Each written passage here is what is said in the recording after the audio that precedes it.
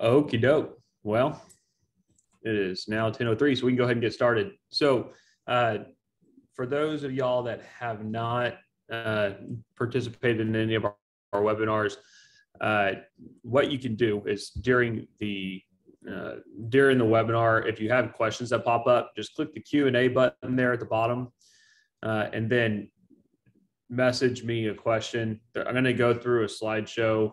This one's going to be pretty high level H2B, and then we'll get into some Q&A. Q&A usually takes up most of the time, but we're gonna go through a PowerPoint here and go over high level about what is H2B, what are the qualifications, that sort of thing, and then we will move over into Q&A. So as we're going, just type in your questions there if you have any, and if you don't, then that's fine too. But Q&A is usually where we have the most fun. So, and then can someone go ahead and message me in the Q&A real quick, just to make sure that we have a good volume. You can hear me?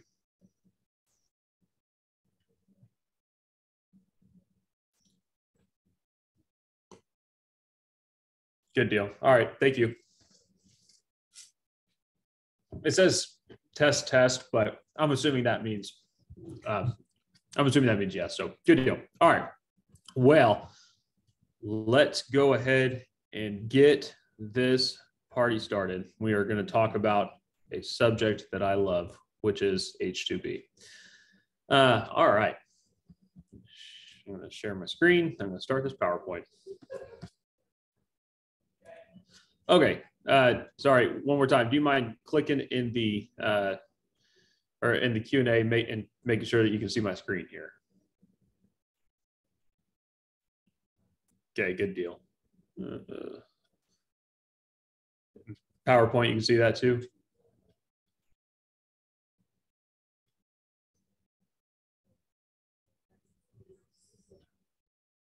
Hey, Anna, you can. Yes, I can see the PowerPoint. All right, cool. All right, awesome. Well, let's get this thing started. So we're going to start with H2B, pretty high level, and we're going to go from there. Just so everyone's aware, we're doing several different series right now. So we're going to start out H2B pretty high level, but thank you for the note in the Q&A about being able to see the PowerPoint. As we progress, it's going to get more and more complicated, more and more into strategy. But today's is going to be pretty high level, but hopefully it'll still get some of the creative problem solving juice flowing. So let's talk real quick, just for anyone that's not aware, what is the H2B visa program? The H2B visa program is a non-immigrant program that permits employers to temporarily hire non-immigrants to perform non-agricultural labor service in the United States. So a few things to note in this definition. These are non-immigrants, meaning they generally go home every year and come back every year, or at least work for you for a certain duration of the year, but not permanently. That's part of it. There's a big difference in immigration law as to what is a non-immigrant application and what is an immigrant application. That permits employers, which makes you ask the question, what is an employer? And I can't tell you, this does come up pretty often, where people are just operating in their own capacity and they want to bring up H2B workers, but you do have to be an employer. And by that definition, you need an FEIN and to be acting as an incorporated entity in the United States. To temporarily hire non-immigrants to perform non-agricultural labor or service in the United States. So oftentimes, especially as it relates to construction, which is going to be a huge emphasis on this particular webinar, non-agricultural labor is not that complicated. So basically, your question is to determine if it's agricultural labor or service. Is that work being performed on a farm or by a farmer as an institute or in conjunction with the primary farming activity? If the answer is no to that question, then you're in non-agricultural labor or service for construction. Basically, that's pretty much true for almost anything else. So the H2A and H2B visa programs were made at the same time. H2A was made for agricultural labor services, H2B is for non-agricultural labor services. There are certain circumstances where this gets a little bit trickier. So for example, Uh, let's say that I own a sod growing farm, and I take my sod and I go and plant my sod on other people's lawns. Is that considered agriculture?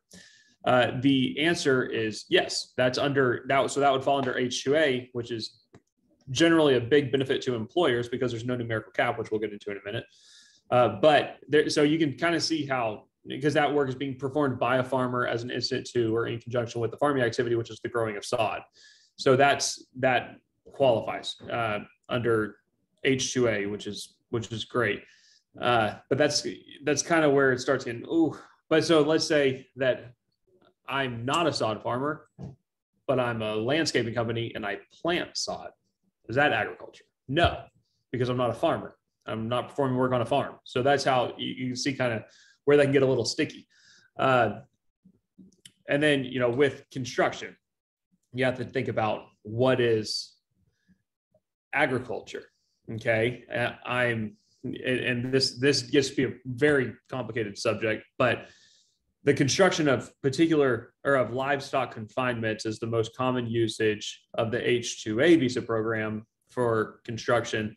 And almost everything else, well, that's not true, but a lot of other things that you might think as agriculture, such as the construction of a meat packing plant, the construction of a fertilizer plant, co-op construction, those sorts of things that you would think as agriculture are actually not. So it can be a little bit sticky. Then there's obviously circumstances where it's really obvious. So I'm performing construction of a residential house, obviously not agriculture. I'm a landscaping company, and I don't grow my own. I don't grow my own the plants that I'm installing. Not agriculture. So there's some places where it's a lot more obvious, but some places it gets a little sticky. So this program's not, H2B program is not intended to provide a pathway to permanent residence or citizenship, and it does not have a specific educational, occupational, or skill requirements. So you don't have to require a certain level of education. You don't have to require a certain past skill set or experience requirements. It's going to be particular to your individual job. So I'm a construction company, and I have we do framing. I want my workers to have 2 years of framing experience. Well, what the Department of Labor says is that you can't do 2 years because what is industry-wide accepted is 3 months. So you say, okay, I have 3 months of experience requirements. So the educational requirements, the skill requirements, and the occupational requirements are going to be specific to your individual circumstances. And then the other thing to note is that it doesn't provide a pathway to citizenship. There are certain non-immigrant visas that are called dual intent visas, such as the H-1B visa or L-1 visa, that are dual intent, meaning you can also be seeking citizenship at the same time. H-2B is not one of those. So to qualify for H-2B non-immigrant classification, the petitioner, also the company, meaning the company, must establish. Now, this first one is basically any employer-based immigration checks this box, almost. There are not enough U.S. workers who are able, willing, and qualified and available to do the temporary work. So you demonstrate this in the application process. Whenever you file with the job order with the state workforce agency, they post it on their system to advertise your job to the U.S. workforce. There used to be a newspaper requirement. They don't do that anymore, which is great because that used to be really expensive for H-2B employers. So, and it obviously wouldn't yield workers. So, but yeah, so that's the first one. That's also a really important one from a compliance perspective. If you get applications from U.S. workers, actually call them and then well document your reason for not hiring them if you don't hire them. So if you don't, if you call them and they don't answer, document, called this date, no answer. If you email them, email this date, no response. And I always, if they have an email and a phone number available, I tell people do both of them, because then you have a good document trail. There has been times in the past where U.S. workers with knowledge of the H-2B program have definitely exploited employers' failures to maintain quality record keeping when it comes to their not hiring them. So be very careful about it. Employing H-2B workers will not adversely affect the wages and working conditions of similarly employed U.S. workers. So this is another part of the application process. When you file the prevailing wage determination, which is the first step in the application process, that sets the wage rate for your workers, and that's based off of data that the DOL says this wage rate will not adversely affect U.S. workers. Okay, so the need for prospective worker service or labor is temporary, regardless of whether the underlying job is described as temporary. So what that means is, so there's several definitions which we'll get into of what does temporary mean, because temporary can be broken down in a lot of ways. But let's say that you own a concrete construction company and you have an increased need for labor from April through October. Well, your underlying job might not be temporary, and that you have full-time laborers also performing that same job. It's just that from April through October in your area, the weather conditions are far more conducive for pouring concrete, so you need more workers during that time.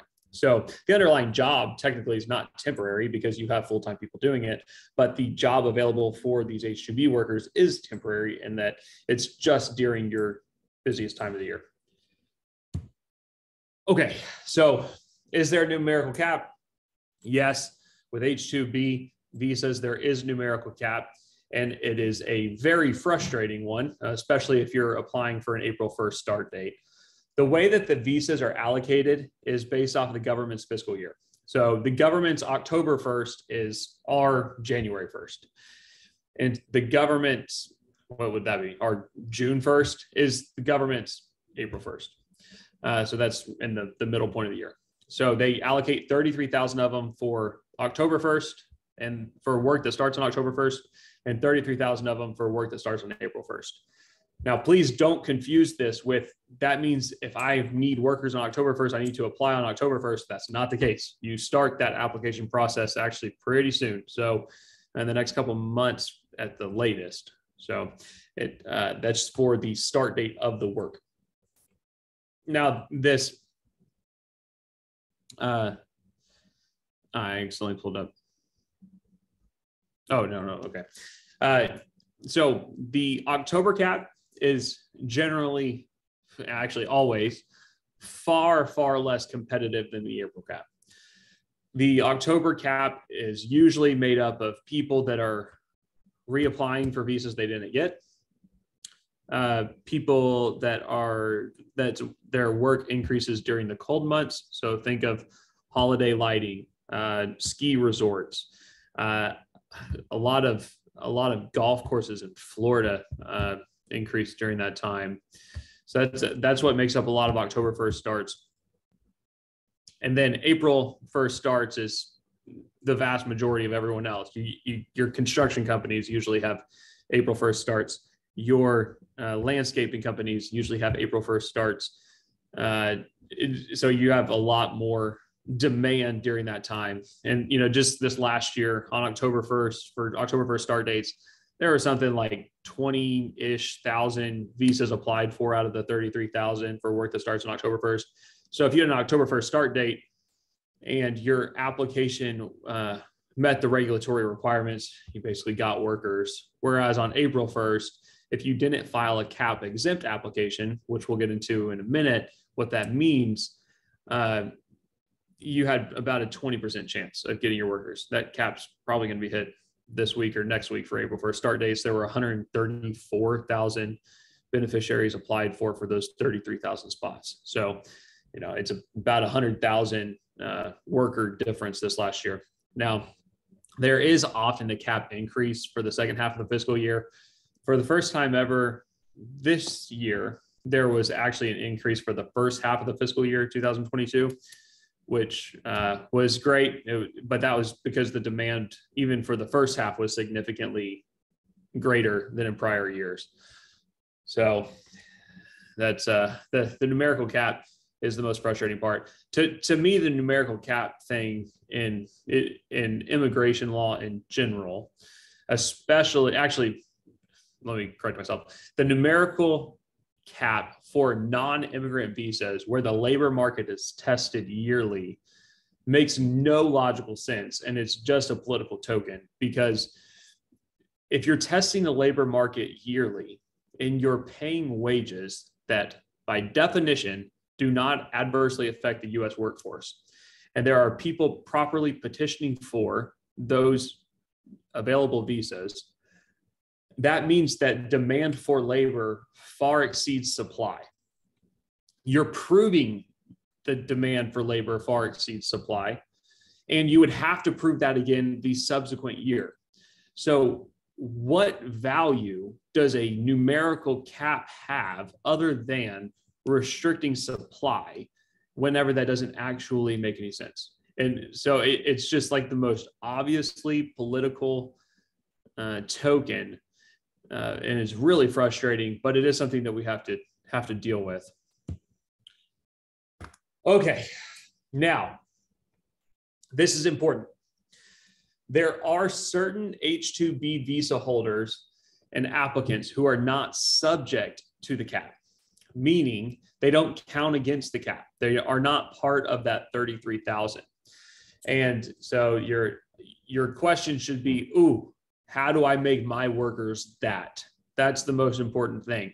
How do I make my workers not cap subject, or if they are cap subject when it's not as competitive? So these are the people that are not cap subject. Workers who want to extend their existing visas, i.e. workers that currently hold a valid H-2B status in the United States. So this could work pretty well if you have another company that you work closely with counter-cyclical H-2B filings to yours, where you could transfer back and forth. That's a good way to do it, because then you're not worrying about the cap subject nature of the application. Workers who have H-2B visas and are changing employers or terms of their employment. So that one, basically, if it's a USCIS filing of H-2B workers, it's cap exempt, while those people are in the United States. Workers who were previously counted against the cap for that fiscal year.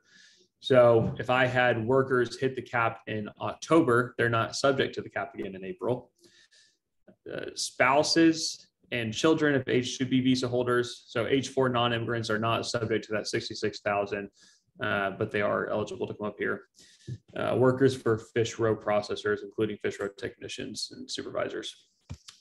The law provides for 4 different situations that may constitute temporary need. Remember that that's one of the requirements for the H-2B application processes, is demonstrating the nature of your need. So a one-time occurrence need.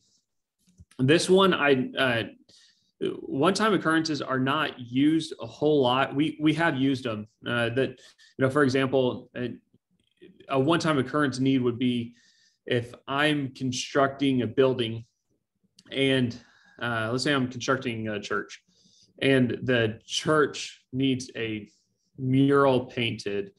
I could file a one-time occurrence need to bring in a muralist, I guess. Maybe that's the name of the people. I don't know. A person to paint the mural. I could bring in that person for that one specific project. That would be a one-time occurrence need. Another example of a one-time occurrence need, which we've used is several times, and this has become more and more common, is COVID has created several one-time occurrence needs, but one of the ones that we've used effectively was the backlog of work that was created by COVID. And if you have a one-time occurrence need for workers to work through that backlog of work, and the supply chain issues are just making this worse. So I manufacture X product, and And I have all these back orders of work, and I have the schedule that I have to meet. But my backlog has gotten worse because the materials have not been delivered timely. Now they're finally being delivered, and I need to bring in a group of workers to reduce my backlog to still meet my date. That's a one-time occurrence need. A seasonal need and a peak load need. These are similar. A seasonal need is whenever the work is seasonal, meaning there's a certain time of year when it's not being performed at all. So an example of this would be snow removal. If you don't remove snow in July in very many places. Same thing with holiday lighting. You're not installing Christmas lights in July. I guess unless you're certain parts of East Texas, you might, but a peak load need is whenever you have an ongoing need. So I'm a landscaping company and I have workers year round performing certain landscaping functions, but during the winter, my work drops off significantly. And during the warmer months, it picks up significantly. A peak load need is that. The difference between seasonal and peak load is during my off season, do I have people performing a like job or function? And if the answer is yes, then it's peak load. If it's no, then it's seasonal. An intermittent need, I very rarely see this one used. And the tough thing about intermittent needs is they can't be used year after year, because then it's not an intermittent need. It's either a seasonal need or peak load need, or a permanent need, I guess. But an intermittent need, you could think of this as, so let's say that I own a business that manufactures some sort of memorabilia that only comes out once every 5 years. Every 5 years we produce this memorabilia, and I need additional workers during that time for production. That would be an intermittent need. So, once every 5 years, that's intermittent. If it was once a year, it might be seasonal. So let's say or peak load, let's say I need to bring in workers to manufacture toys around Christmas. That would probably be seasonal or peak load, depending on the nature of the business. So, but intermittent, one of the big differences is it's not going to be consecutive years. Okay.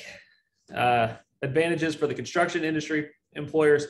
H-2B visa workers or work takes advantage of the construction industry employers. So this is a good way, especially, that construction employers are able to tap into this. A lot of times, the funny thing is I talk to a lot of construction companies that don't even realize they can tap into this because they don't think that their work's that seasonal. But then whenever we look at their payroll reports and we look at the hours that their workers work, they realize, oh man, I have a huge fluctuation in work from March through December, April through December. And part of that's going to be the amount of light. In Texas in the summer, we've got a lot of light available. But in the winter, it's, our days are a lot shorter. Construction is a lot shorter. So it reduces quite a bit.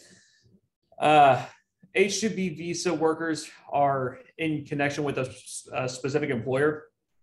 This is one that comes up all the time because one concern that employers have is that I'll bring in an H-2B visa worker and that H-2B visa worker will just go work for someone else. Well, they can't do that. They can't just come up here and then go work for someone else, at least not legally. To do that, the other employer would have to be another H-2B employer and actually effectively transfer over the workers to their application. So it's not just a matter of going up the road to the other company and applying there. The workers can't do that. Their visa will actually has the employer that petitioned for them's name on it. So the visa holder cannot simply come to the U.S. and work for whoever they want. H-2B employees tend to be very reliable, hardworking, dependable, and appreciative employees. I have yet to have someone start using the H-2B program and stop using it. It just doesn't happen. You have reliable, hardworking, dependable, loyal, and appreciative employees. That's something that's hard to find here. So it's a great program if you can tap into it. Okay. H-2B visa max period of stay. H-2B visa work Okay. H-2B status can be extended for qualifying employment in increments of up to 1 year with a maximum period of stay for 3 years. The only time that that's applicable is in the event of a one-time occurrence. Even with a one-time occurrence, they make you test the labor market yearly. For most employers, under the regulations specifically say that a peak load need is 9 months or less. The DOL has been approving 10 months or less for a long time, though. I do try to get people to stay in the 9-month range, though, just in case DOL decides to change their mind, which they've done that kind of thing in the past. So this is the same for H2A and H2B. Whenever you have H2B workers here, let's say that you're working with another company. You have a good friend who runs a ski resort, and the ski resort picks up from October through April, and you own a landscaping company, and your work picks up a lot from April through October. So it works perfectly. So y'all transfer workers back and forth to each other. That's perfectly fine. But every 3 years, your workers are going to have to return home for at least 90 consecutive days, or at least leave the United States for 90 consecutive days. Otherwise, they wouldn't be able to be transferred onto a new application.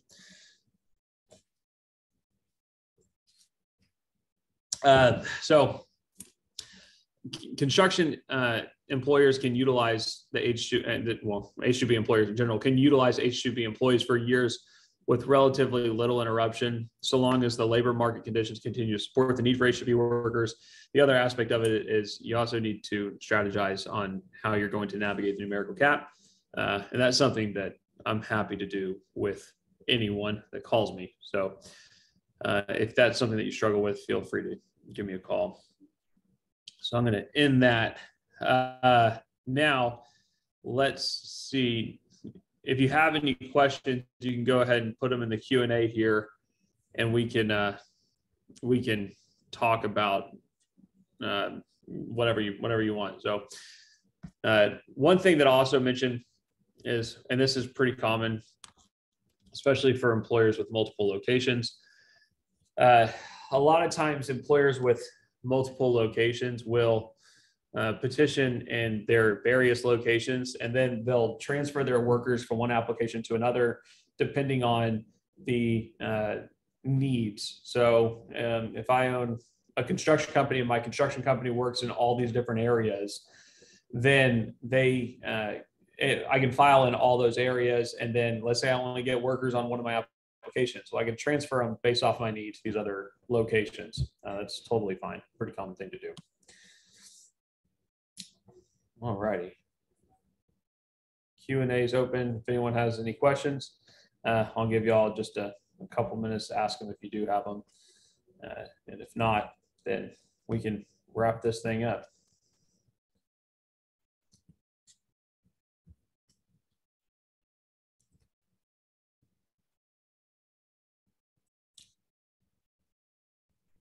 All right. Well, all right. Well, I don't have any questions on the Q&A. If y'all do have any questions that pop up, feel free to email us. I'm always happy to be a resource for H2B employers.